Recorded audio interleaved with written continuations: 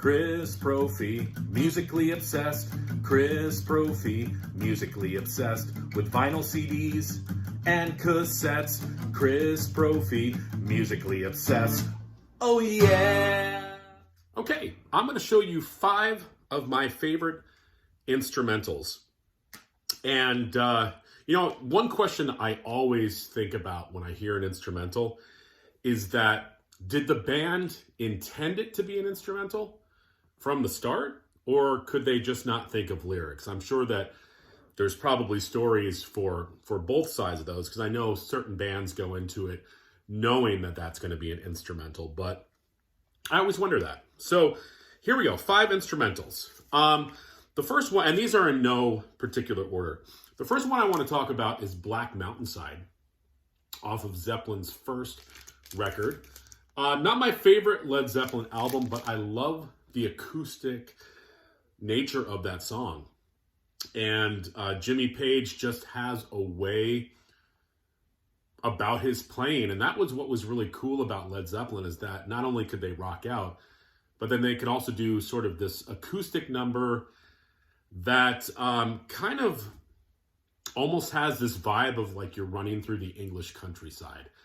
And Zeppelin was one of those bands that could do that. So first one I want to talk about is Black Mountainside. Next, off of Hot Rats, Peaches and Regalia. Wow. Big time Frank Zappa fan. I actually like a lot of his instrumental stuff better than the songs with lyrics to them. But this whole album is great. But Peaches and Regalia, I never get tired of hearing it. I love the orchestration in it. Of course, there's awesome guitar work. And it doesn't fall into the trap of becoming boring, because sometimes an instrumental, if it's too long and it doesn't go anywhere, it's hard to listen to with repeat listens. But none of these that I'm going to show you today I tire of. And Peaches and Regalia definitely had to be in my top 5 here. Next, this is a big one. Anesthesia, Pulling Teeth, off of Kill 'Em All. Of course, showcasing the bass work of the late, great Cliff Burton. And also the full band comes in as well. The thing that makes it for me with this song is Cliff's bass tone. Listen to it again. I sometimes wonder where Metallica would have gone with Cliff. I love Jason Newsted as well, but you just wonder, would Cliff have, agreed with some of the decisions that Metallica made? Who knows? We'll never know. Next, one of the first instrumentals that I really got into, and I'm talking about Interstellar Overdrive by Pink Floyd off their debut Piper at the Gates of Dawn.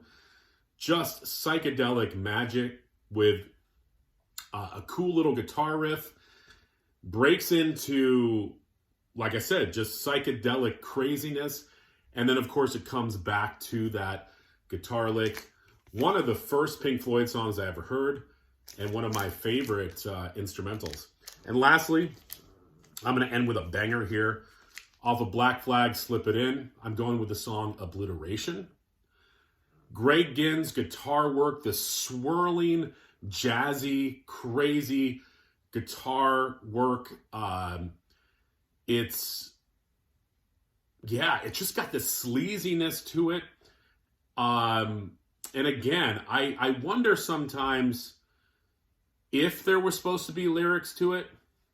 Maybe Rollins didn't have any. But I also know that Greg Ginn made a lot of instrumentals.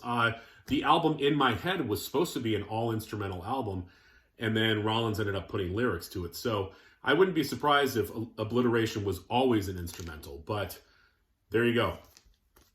What are some of your favorite instrumentals? All right, everyone. Bye.